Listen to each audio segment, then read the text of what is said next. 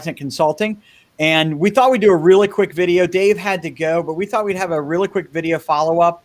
This will be part 2 of the team's new features that we just did.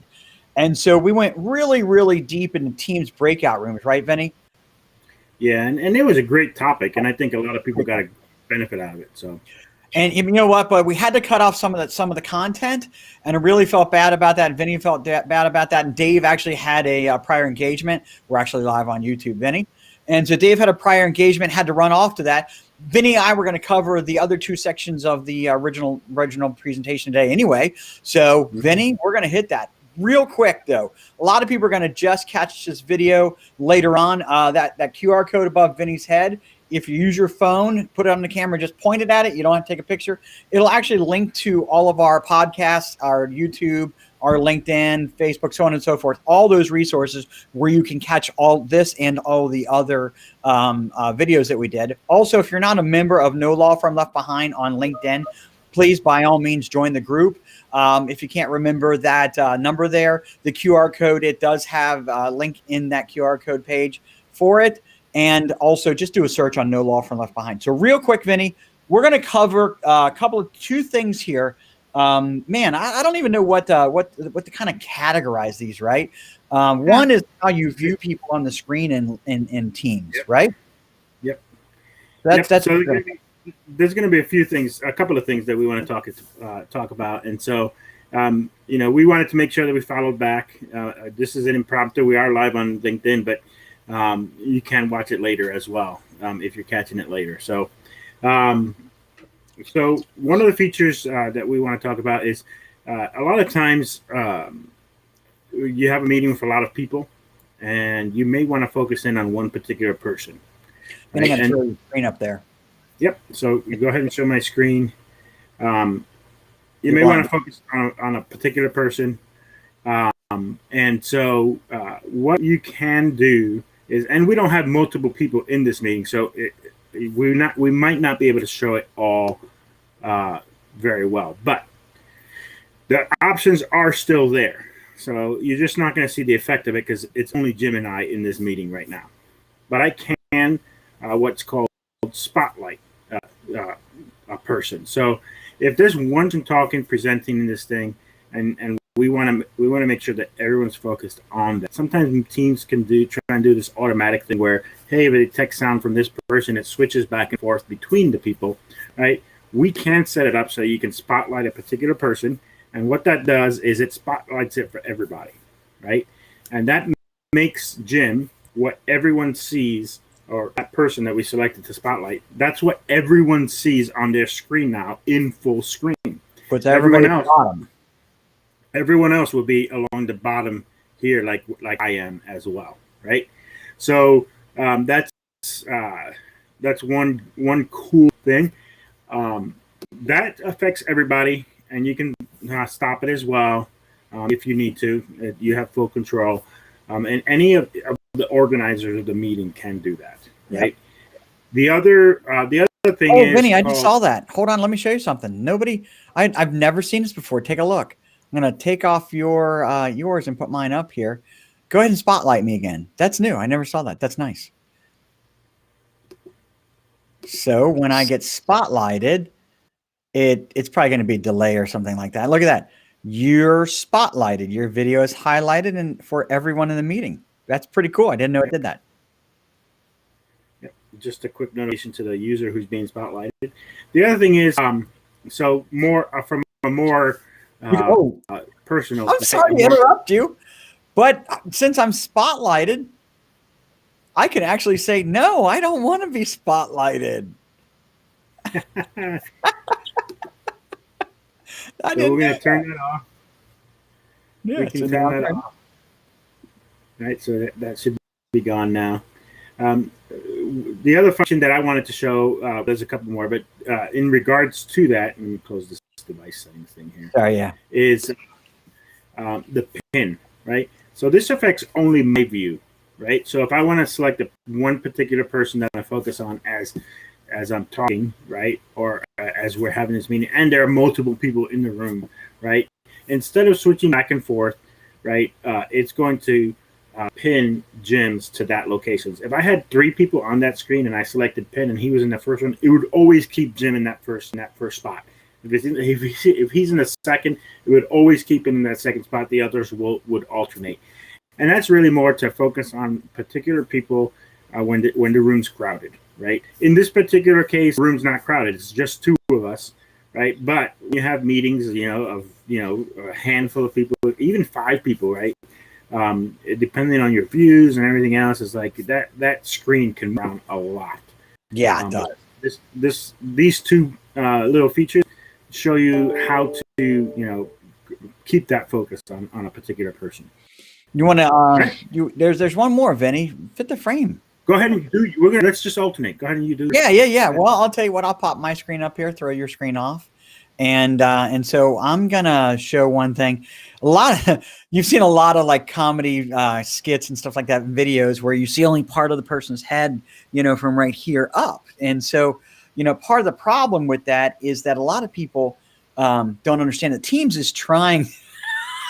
Wow, Vinny, it's a little close for my comfort. So Teams is trying to predict where you want that person to show, right?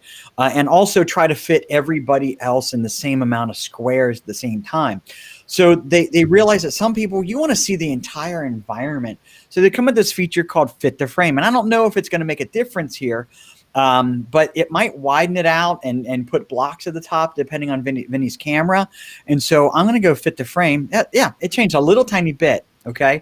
And so if I say fill frame, it fills the frame. If I say fit the frame, it'll fit. Now, so if you can't see, if you're only seeing this part of somebody, chances are, highly likely that you need to fit them to frame. I often find in the so we have a Logitech meetup cam in our office for our morning huddles, and so I often don't see the sides of what's outside of the frame, and I wonder why. And somebody's standing there talking, instead of saying, "Hey, move in," I'll just turn and fit the frame or fill the frame. Yep, and this feature really is more useful. As you can see, with one person in the meeting, it really didn't change much. We have a lot of people in the meeting. Team tries to shrink it down to fit more into that review, and so that allows you to. Really, the advantage is when you have a lot of people or several people. Yeah, it really is when they're shrunk down real small and stuff like that. Vinny, I wanted to also mention. Notice me in the lower right-hand corner. A lot of people don't see these ellipses. Okay, so there's ellipses over the titles of people, so you can control a particular person in a particular square frame. So, and yourself. So if I say spotlight me, I can actually spotlight myself and say, hey, everybody, pay attention to me. I'm the most important thing. And if we bring, if we were to see, it would fill the frame for everybody with whatever I had just said, spotlighted. Then I can also, of course, say exit spotlight there, or come down here and exit spotlight. Now, I'm not going to switch cameras because that would be kind of funny looking. But so that's one, Vinny. You got another one? Yep. So one of the cool features that's new as well are these like, I guess they're not really emoticons. Reaction. Maybe they're just responses. Reactions is a great word, right? They're called reactions. And so they're there now on your screen. I don't know if you can see my screen. Yep, we're seeing your screen now. You can raise your hand now. So instead of going like this, or instead of trying to interrupt, you can raise your hand. You can, respond by any one of these. Go ahead and raise your hand. So and I'll show what it looks like on the other side. So I'm gonna actually do this. Hold on a second here, because I want to get this all on there for everybody. Hang on. Let's do this and show your screen and my screen simultaneously. And put them, I want to put them in a side by side. Here we go. So my screen is up here. Vinny's screen is up here on the left. My screen is up here on the right. Let me get rid of that silly QR code. We don't need that anymore. Okay. And so I'm on the right, top right. Vinny's on the top left. Vinny, you want to go ahead and show one of the reactions? Yep. So if I raise my hand, you'll notice on Jim's screen, on his little view of me here. Jim, are you? Oh, there you go. Yeah, I wanted to make a big screen. Yep. Good. So you'll notice that my hand got raised there, right? And I can see that I notice have my hand raised. And Jim gets a notification as well that I raised my hand. And there's a notification that he raised his hand. I see it over here in the participants. And now I can lower your hand. So I can lower my hand. If I like something, I can give a thumbs up. And it shows up on Jim's screen momentarily. And then goes away. Just a little bit of a, just more, these are nifty little features. There you go. Not necessarily something that's we need to use this right away, but just have a little bit of fun. So you can see the applause there. Look, you know what? Meetings are boring in and of themselves. There's a big push to try to make meetings fun. We're doing things virtual, so we've got to have a little bit of humor, a little bit of entertainment value in them. I think they're great. One more thing I want to show you. You have these 4 screens here. I have 2 different cameras, right? I have my external camera and I have my onboard camera, and that's how we're doing the 2 different videos here, and that's why it's 2 different angles. But you notice that there's also 2 different backgrounds, and that's because this bottom one where I'm in the video here, that's my actual office at home. But then the Teams, this feature has been around for a while. But it's gotten a lot better, right? And that background is actually my office at work. And I took a picture of this and then use that as my background when I'm talking on Teams. So, I think I got you whipped on backgrounds, my friend. I think I've got the ultimate of all backgrounds. And so it's a contest nowadays for people to have the best backgrounds. Oh, it's gone. It was on my other computer. I had the Muppets on there. It was so great. So, all right. Well, let me get the meeting options. Is that okay, Vinny? Yep. Go ahead. All right. So I'm going to take this off. I'm going to go ahead and spotlight our screen here. Okay. So this is my screen. Okay. This is what you're looking at in my Microsoft Teams, by the way, and make sure we don't have any questions. Good. Well, no questions right now. So the person that sets up the meeting can actually control what happens in the meeting. And so everybody's got pretty much the control bar up here for themselves, but I've got the breakout rooms. I've got a few other things. And under my more actions, under the ellipses, it's called more actions, I've got meeting options. Under meeting options, I've got a few things here. Okay, so who can bypass the lobby? That just means that who can just come right into the meeting without being admitted.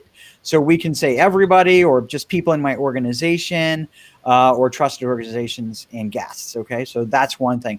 That can be preset in your meeting before you send it out to people so that it automatically takes that up.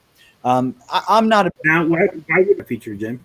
Yeah, so if you're just having a webinar, right, and you don't want to have to admit people, or you got 100 people, it's pain to admit all those people, and they're always coming in, and it's always saying admit, somebody. So if you just say everyone in the meeting, and you're having a lot of people, you just take away the annoyance factor. But also it allows the people that are preparing for the meeting to talk before the other people get joined.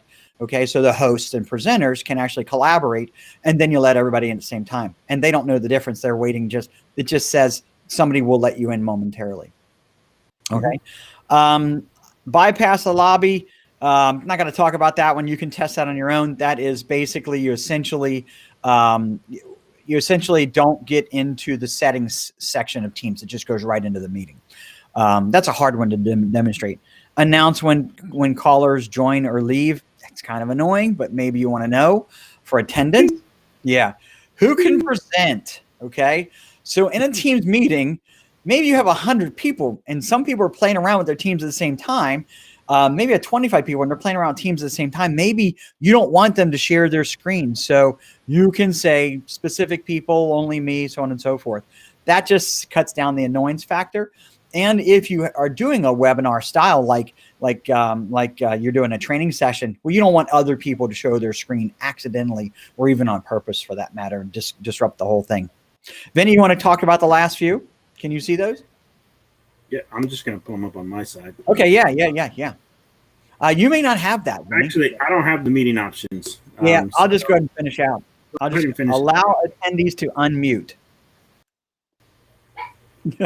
Vinny, would we want people to unmute in a large meeting?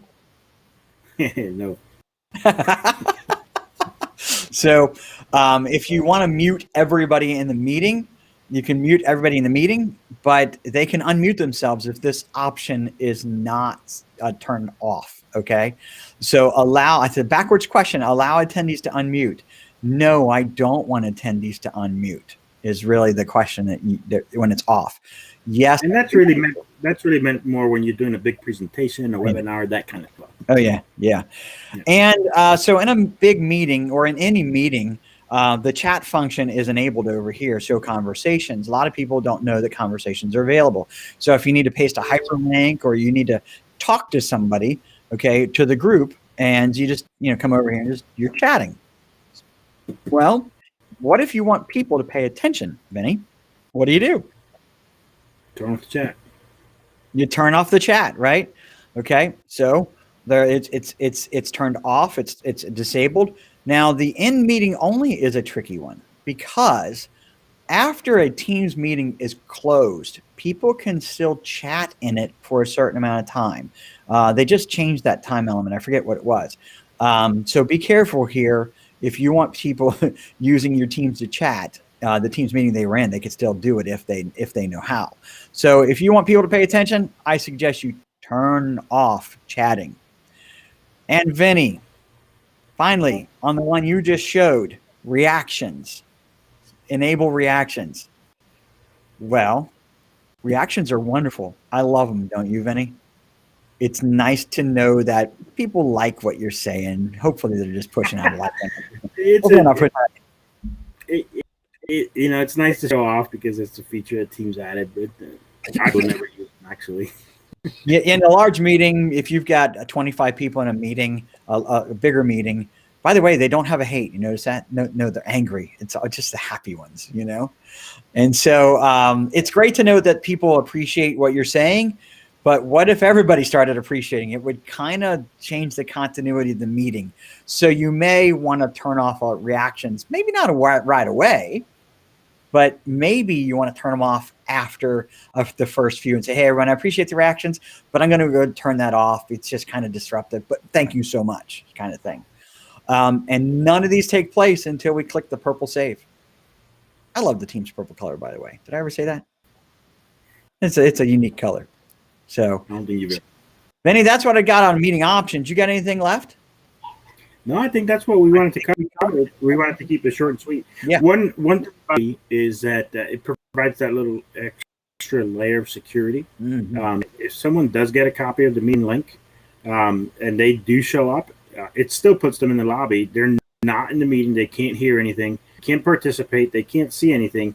And you can say decline if they're not authorized. If they're not that you invited, they're not somebody that's supposed to be in that meeting.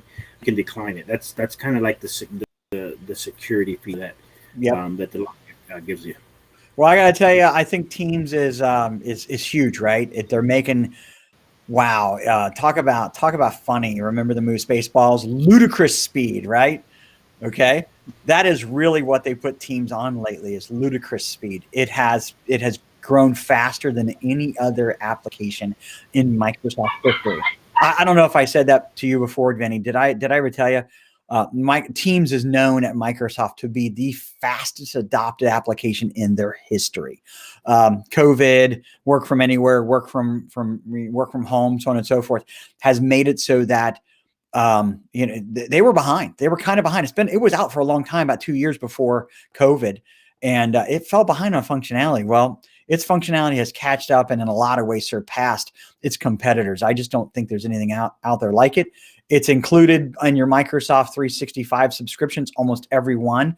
You're welcome, Elena. Thank you again for hopping on part 2 of this one. And so it doesn't cost to have it.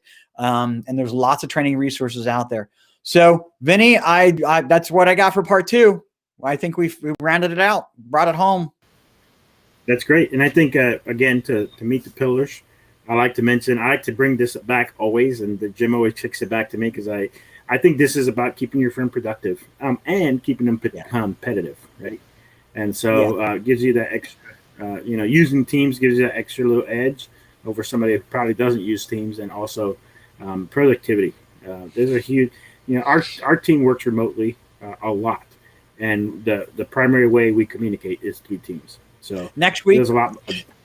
Sorry, Vinny, I thought you were done. I thought you were done. Go ahead. No, you're I'm good. done. Teams is huge, right? We use it. Our team is actually chatting through us through Teams right now as we talk. So, so next week, Vinny, we've got Rob Anderson, Brian Schoenfeld from Dressman, Benzinger, Lavelle on, and we're going to talk about a lot of different things. A couple of things coming up in their future. They're moving their Northern Kentucky office of probably 90 people, and sometime towards the end of the year is what I understand. And I'd love to talk to them about what they went through during COVID, how you get 100 people working remotely. That's an amazing feat. That's an amazing feat. And and maintained competitiveness too. Yep. So that's next week. Go. One final shameless plug is we've done a lot of videos on Teams. Go to our YouTube channel, look them up, and we've talked a lot about it. If you're interested in learning Teams and implementing Teams and learning more about the features, we talked today about the couple of cool new features, and some of the old ones are still there, but we have gone in depth on Teams, and so go back and look, review our videos, like us if you like the content. Yeah, that's right. Share this out, like it, comment. We'd love it. I'll put a link to all those Teams videos and the YouTube channel in the comments of these videos, Vinny, on LinkedIn, YouTube, and Facebook. Thanks a lot, everyone. Thanks for joining us. Take care.